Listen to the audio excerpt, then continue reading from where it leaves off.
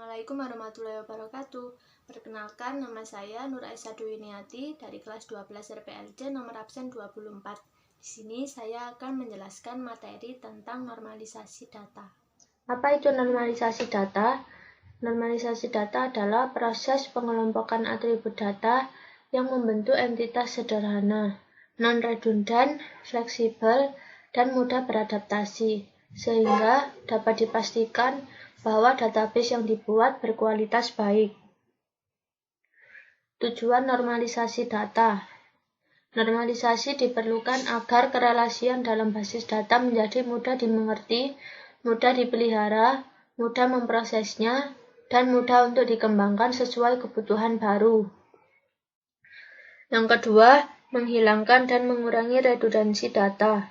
Yang ketiga, memastikan dependensi data atau data berada pada tabel yang tepat.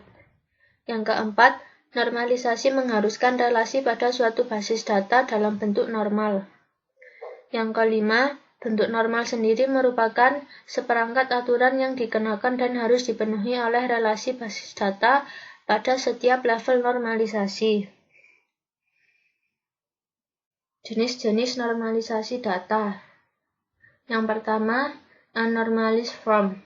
Bentuk ini merupakan kumpulan data yang akan direkam, tidak ada keharusan mengikuti suatu format tertentu. Dapat saja data tidak lengkap atau terduplikasi. Yang kedua, First Normal Form. Bentuk normal pertama atau 1NF mensyaratkan beberapa kondisi dalam sebuah database. Berikut adalah fungsi dari bentuk normal pertama, yaitu menghilangkan duplikasi kolom dari tabel yang sama. Yang ketiga, Second Normal Form atau 2NF. Syarat untuk menerapkan normalisasi bentuk kedua ini adalah data telah dibentuk dalam 1NF. Fungsi normalisasi 2NF yaitu menghapus beberapa subset data yang ada pada tabel dan menempatkan mereka pada tabel terpisah. Yang keempat, Third Normal Form atau 3NF. Normalisasi database dalam bentuk 3NF bertujuan untuk menghilangkan seluruh atribut atau field yang tidak berhubungan dengan primary key. Dengan demikian, tidak ada ketergantungan transitif pada setiap kandidat key. Kelima, BCNF atau Bochecott Normal Form merupakan sebuah teknik normalisasi database yang sering disebut 3,5NF. Memiliki hubungan yang sangat erat dengan bentuk 3NF. Pada dasarnya adalah untuk menghandle anomali dan overlooping yang tidak dapat dihandle dalam bentuk 3NF. Contoh penerapan normalisasi pada tabel.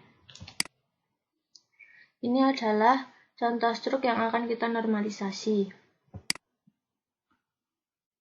Dari bentuk struk tadi, kita ubah menjadi bentuk tabel, agar mudah untuk menormalisasikannya. Lalu, ini adalah bentuk 1NF dari struk tadi. Di sini,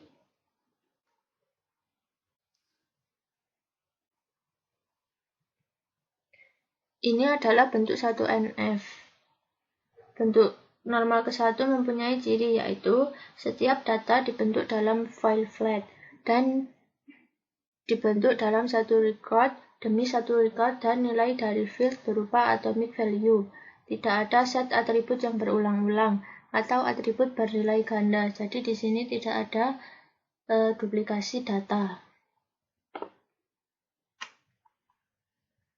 Lalu dinormalisasikan lagi ke bentuk kedua. Di bentuk normal kedua mempunyai syarat, yaitu bentuk data telah memenuhi kriteria bentuk normal ke-1. Atribut bukan kunci haruslah bergantung secara fungsi pada kunci utama, sehingga untuk membentuk normal kedua haruslah sudah ditentukan kunci-kunci field.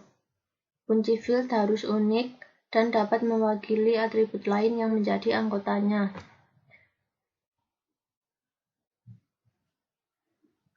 Jadi dari tabel transaksi tadi dipecah lagi menjadi dua, yaitu tabel barang dan tabel pelanggan. Di tabel barang mempunyai kunci field yaitu kode barang, dan di tabel pelanggan mempunyai kunci field yaitu kode pelanggan. Lalu dari bentuk kedua tadi dinormalisasi lagi ke dalam bentuk ketiga.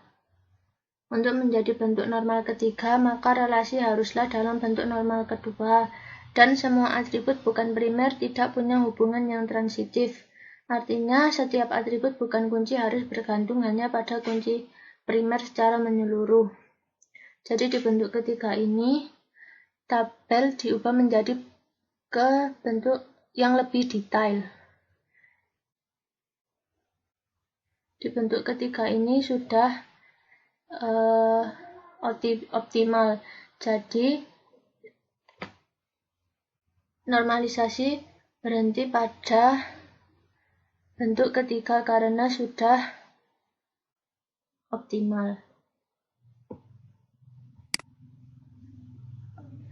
Sekian dari saya, kurang lebihnya mohon maaf. Akhirul kata, wassalamualaikum warahmatullahi wabarakatuh. Terima kasih.